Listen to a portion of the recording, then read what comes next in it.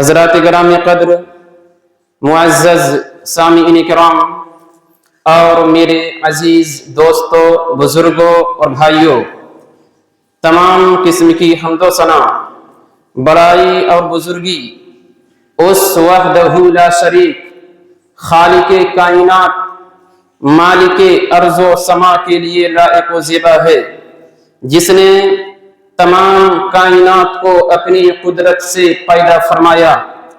بعدہ درود و سلام نازل ہو اس ذات مقدسہ مطہرہ پر جو ساری کائنات کے لیے ہادی و رہنما بن کر اس روئے سرزمین پر تشریف لایا ہے، جن کا نامی اسم گرامی جناب محمد رسول اللہ صلی اللہ علیہ وسلم پر اور ان کے آل و اصحاب پر۔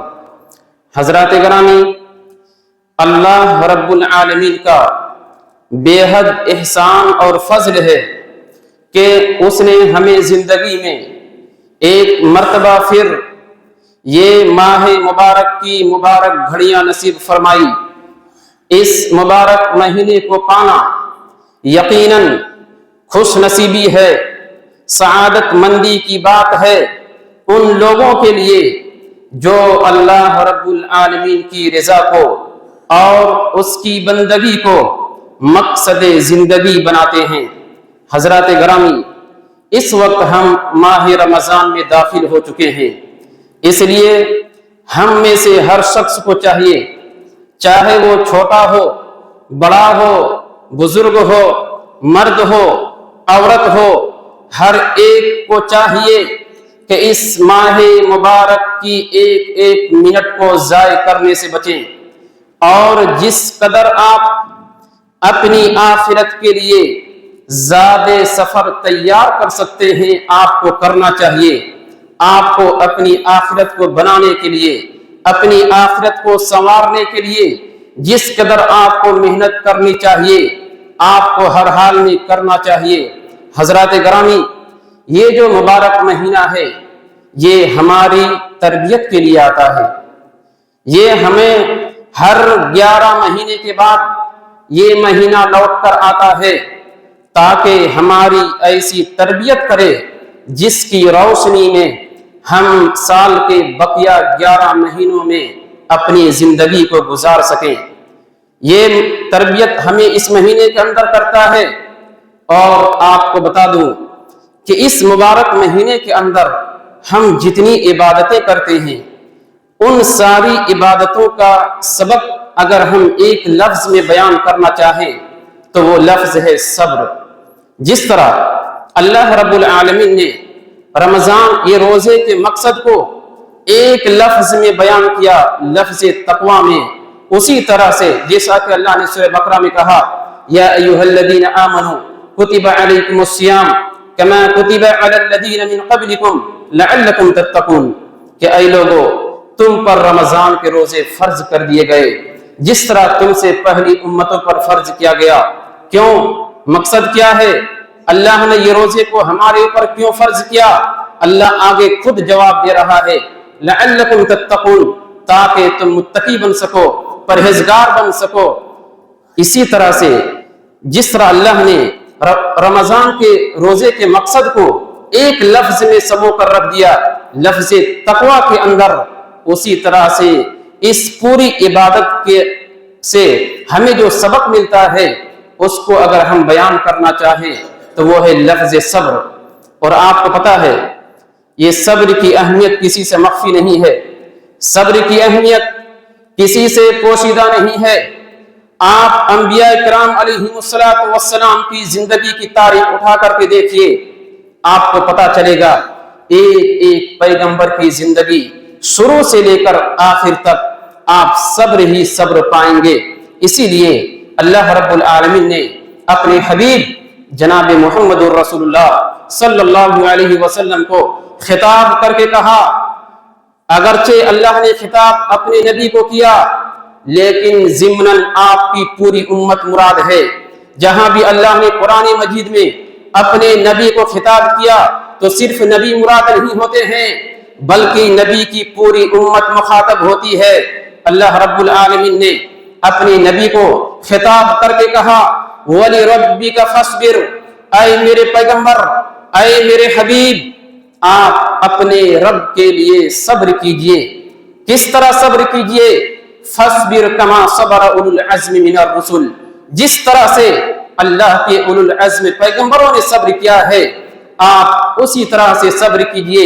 और हमारे उन बंदों को खुशखबरी सुना दीजिए, हमारे उन बंदों को बशारत सुना दीजिए जो दुनिया के अंदर मुश्किल हालात में, परेशानियों के वक्त वो घबराता नहीं है, वो जजा फजा नहीं करता है, बल्कि वो सब्र से काम लेता है, सब्र का दामन नहीं छोड़ता है। आप मेरे उन बंदों को खुशखबरी सुना दीजिए। तो पता चला कि सब्र के बगैर खुशखबरी मिलने वाली नहीं है, सब्र के बगैर बशारतें मिलने वाली नहीं है। जिस तरह से कुरान ने कहा इन्ना मअल उसरि युसरा, कि तकलीफों के बाद आसानियां आती हैं, उसी तरह से सब्र के बाद आपको बशारतें मिलने वाली है। हजरात गिरामी, इस सब्र को अल्लाह के नबी अलैहिस्सलातु वस्सलाम ने लफ्ज नूर से ताबीर किया, रोशनी से तशबीह दी। क्यों? आप जानते हैं अल्लाह के नबी अलैहिस्सलातु वस्सलाम ने सब्र को रोशनी से क्यों तशबीह दी? अल्लाह के नबी ने कहा अस्सब्रु दियाउन, सब्र एक रोशनी है। रोशनी से तशबीह इसलिए दी कि जिंदगी के तारीक रास्ते सब्र से मुनव्वर हो जाते हैं। हमारी जिंदगी की तारीक राहें सब्र से रोशन हो जाती हैं। इंसान अपनी इज़्दवाजी जिंदगी में, कारोबारी जिंदगी में, कौमी जिंदगी में ऐसे हालात का सामना करना पड़ता है कि उसके सामने तारीकी ही तारीकी होती है, अंधेरा ही अंधेरा होता है, उसे अपना कोई फ्यूचर नजर नहीं आ रहा होता। ऐसे वक्त में उसके तारीक रास्ते को जो चीज मुनव्वर करती है, उसके मुस्तकबिल को जो चीज रोशन करती है, वो है सब्र। इसीलिए अल्लाह के नबी अलैहिस्सलातु वस्सलाम ने सब्र को रोशनी से तशबीह दी। और याद रखिए, वो जिंदगी जिंदगी नहीं, नाकाम है वो जिंदगी जिसके अंदर सब्र ना हो। जिस इंसान के अंदर सब्र की सिफत ना हो, वो इंसान जिंदगी में कभी कामयाब नहीं हो सकता। याद रखिए, उसकी दुनिया भी कामयाब नहीं हो सकती, उसकी आखिरत भी कामयाब नहीं हो सकती। दुनिया और आखिरत की कामयाबी के लिए सब्र शर्त है। इसीलिए शरीयत इस्लामिया मोमिन की पूरी जिंदगी को सब्र से ताबीर करती है कि मोमिन के दिन रात, मोमिन के लैल नहार, मोमिन के शबो रोज, मोमिन की पूरी जिंदगी सब्र से इबारत है। यही वजह है कि कल क़यामत के दिन फरिश्ते जन्नत के दरवाजे पे खड़े होकर के अहले ईमान का इस्तकबाल करते हुए कहेंगे सलामुन अलैकुम बिमा सबरतुम, ऐ अहले जन्नतियों, ऐ जन्नतियों, तुम पर सलामती हो तुम्हारी सब्र वाली जिंदगी के एवज, तुम्हारी सब्र वाली जिंदगी की बदौलत आज तुम्हें जन्नत का दाखिला नसीब हो रहा है। तो पता चला, अगर आप जन्नत के अंदर जाना चाहते हैं तो जिंदगी में आपको सब्र का दामन छोड़ना नहीं पड़ेगा। हर हाल में, चाहे हालात जितने बद से बदतर क्यों ना हो, आप सब्र का दामन हरगिज़ ना छोड़िए।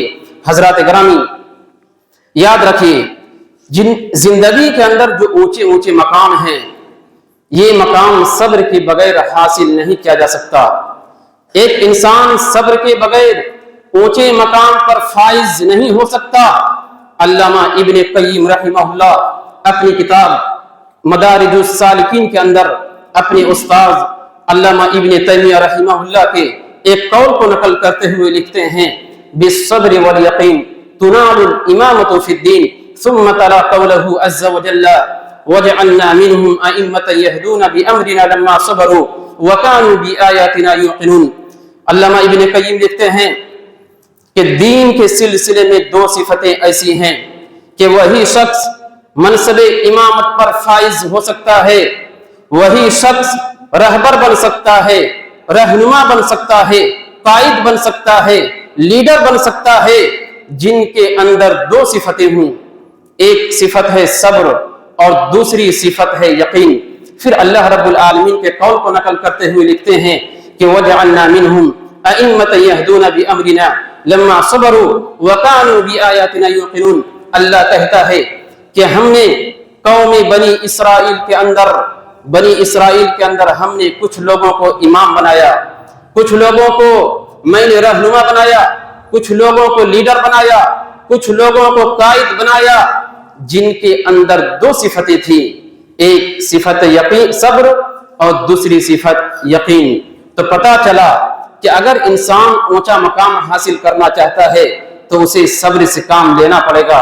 हजरात गिरामी, ये जो रमजान का महीना है ये सब्र की तलकीन करता है, सब्र की तरबियत देता है, सब्र की तालीम देता है। और मैं आपको बता दूं, सब्र का ये मफहूम नहीं है कि हम किसी अपने अजीज की लाश के सामने हम पूरे सब्र से बैठे रहें, हरगिज नहीं। सब्र इसको नहीं कहते हैं, बल्कि मामूरात के अंदर शरीयत ने जिन कामों को करने का हुक्म दिया है उस पर सब्र चाहिए। सब्र के बगैर आप अमल नहीं कर सकते। इसी तरह से शरीयत ने जिन कामों से मना किया है उन कामों से बचने के लिए सब्र चाहिए। सब्र के बगैर आप रुक नहीं सकते। इसीलिए पता चला कि इस महीने को शहर सब्र करार दिया गया। और ये शहर सब्र का लक़ब खुद अल्लाह के रसूल अलैहिस्सलातु वस्सलाम ने दिया है। एक हदीस आती है कि एक सहाबी थे, बहुत दुबले हो गए, बहुत पतले हो गए, उनका चेहरे का रंग बदल गया, उनका जिस्म बहुत कमजोर हो गया। अल्लाह के रसूल अलैहिस्सलातु वस्सलाम ने पूछा कि तुम्हारी यह हालत कैसे बनी, तुम इस तरह क्यों हो गए? पता चला, उस सहाबी ने बताया तो मालूम हुआ कि वो मुसलसल रोजे रखा करता था, यानी कंटिन्यू हमेशा वो रोजा रखा करता था। अल्लाह के रसूल अलैहिस्सलातु वस्सलाम ने कहा, वमन अमरका अन तुअद्दिब नफ्सक फसुम शहर सब्र। अल्लाह के नबी ने कहा, तुम्हें किसने हुक्म दिया कि अपने आप को इस तरह से अजाब में मुब्तला करो? तुम सिर्फ शहर सब्र का रोजा रख लो, काफी है। उस सहाबी ने कहा, नहीं अल्लाह के रसूल, और ज्यादा कीजिए। अल्लाह के रसूल ने कहा, चलो महीने में एक रोजा रख लेना। कहा और ज्यादा कीजिए, कहा 2 रोजे रख लेना, कहा और इजाफा कीजिए, कहा हर महीने 3 रोजा रख लेना। शहर सब्र यानी रमजान का रोजा, उसके बाद हर महीने 3 रोजा रख लेना। तो इस हदीस के अंदर अल्लाह के नबी अलैहिस्सलातु वस्सलाम ने इस महीने को शहर सब्र करार दिया। और एक बात याद रखिए, रमजान की जितनी इबादतें हैं ये सारी इबादतें सब्र का तकाजा करती हैं। ये रोजा सब्र चाहता है, सुबह से लेकर शाम तक भूखे प्यासे रहना ये सब्र के बगैर मुमकिन नहीं। इसी तरह से क़यामुल लैल सब्र चाहता है, ये तरावी की नमाज सब्र चाहता है, ये नमाज सब्र चाहती है। क्यों? ये लंबे लंबे क़याम, ये लंबे लंबे रुकू, ये लंबे लंबे सजदे सब्र के बगैर मुमकिन नहीं है। इसी तरह से ये एतिकाफ जो है ये भी सब्र चाहता है, क्योंकि 10 दिन के लिए इंसान अपने घर वालों से अलग होकर के, दुनिया वालों से कट छट करके मस्जिद के एक कोने के अंदर 10 दिन के लिए अपने आप को तन्हा करना और अल्लाह रब्बुल आलमीन की इबादत करना, ये सब्र चाहता है। सब्र के बगैर इंसान इस इबादत को अंजाम नहीं दे सकता। इसी तरह से सदकात और खैरात ये सब्र चाहता है, क्योंकि इंसान माल के मामले में बड़ा हरीस वाक़ हुआ है, बड़ा लालची वाक़ हुआ है। पैसा खर्च करते वक्त उसे तकलीफ होती है, लेकिन वही इंसान खर्च करेगा जो इस तकलीफ को बर्दाश्त कर सकता है। तो पता चला कि ये महीना, ये इसके अंदर जितनी इबादतें हैं सारी इबादतें सब्र का तकाजा करती हैं।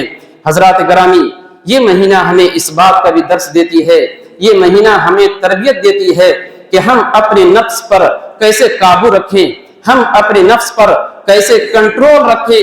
ये तरबियत पूरे इस महीने के अंदर हमारी होती है।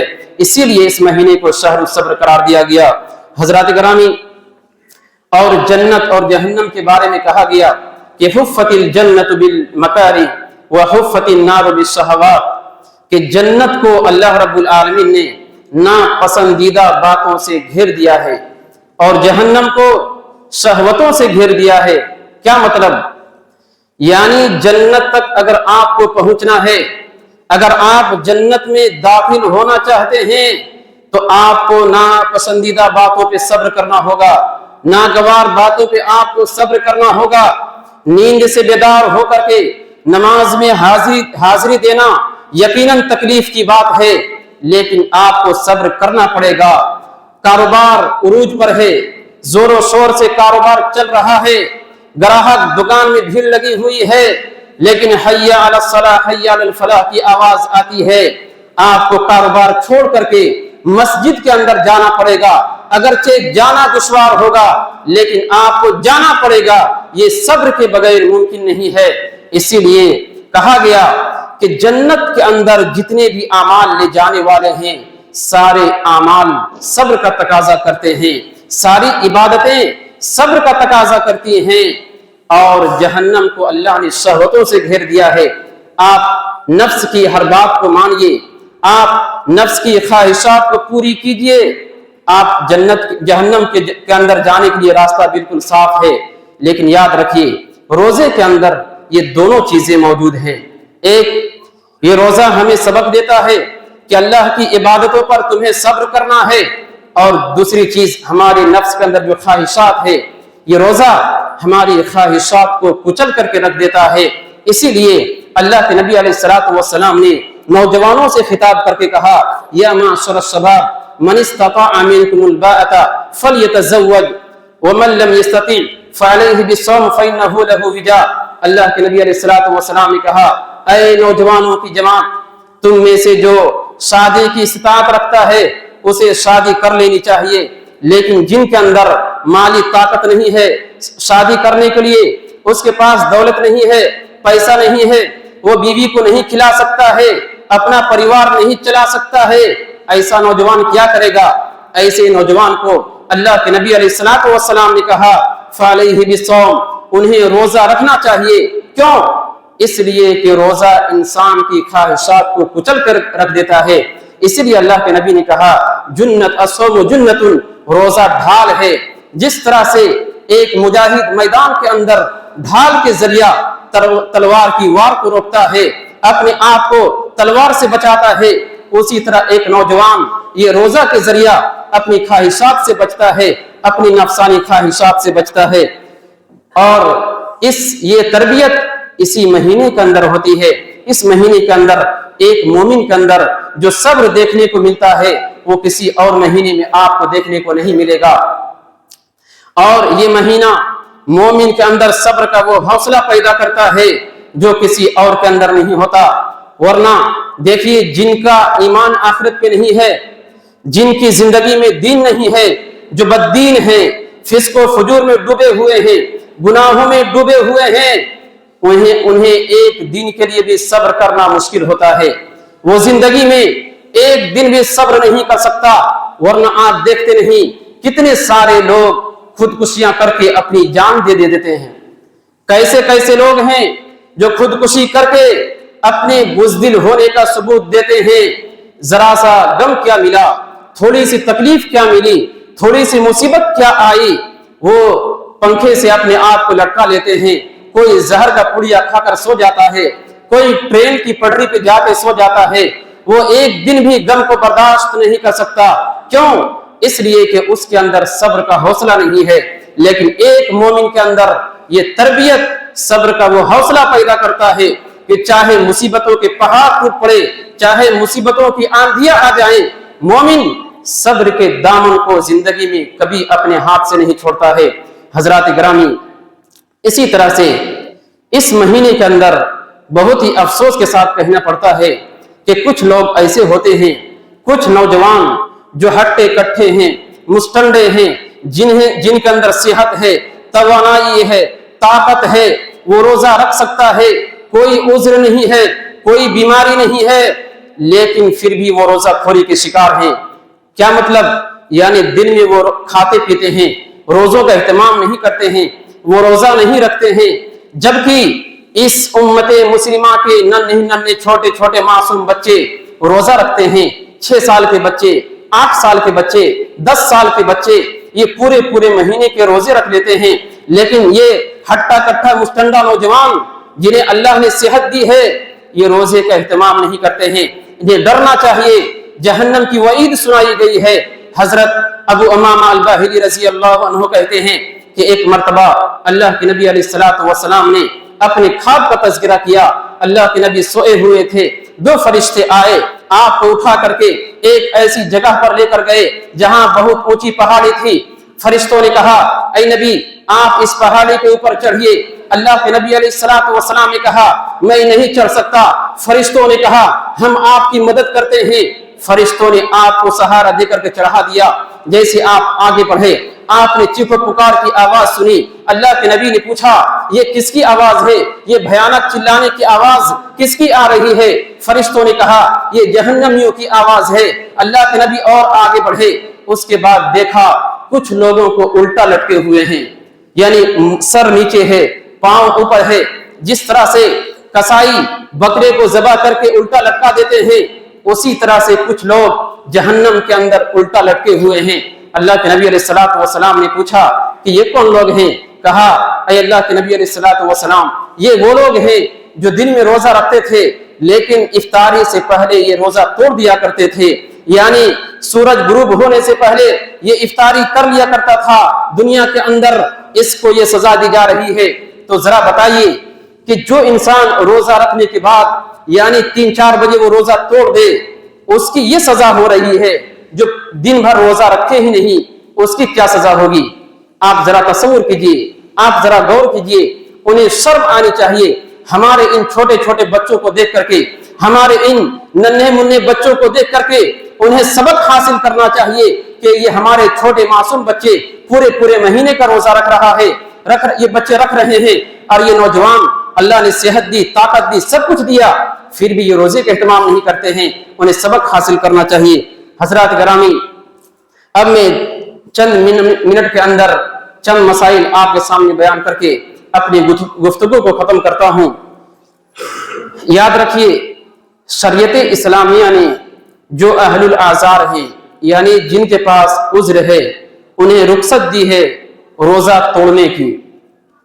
اور عذر دو طرح کا ہوتا ہے، ایک عذر وقتی ہوتا ہے یعنی کچھ دن کے لیے یا کچھ ٹائم کے لیے ہوتا ہے، 2 دن، 1 ہفتہ، 1 مہینے کے لیے، یعنی ایسی بیماری جس سے شفا ہونے کی امید ہے، تو ایسے میں انسان روزے کو توڑ دے گا اور رمضان کے بعد اس روزے کی وہ قضا کرے گا۔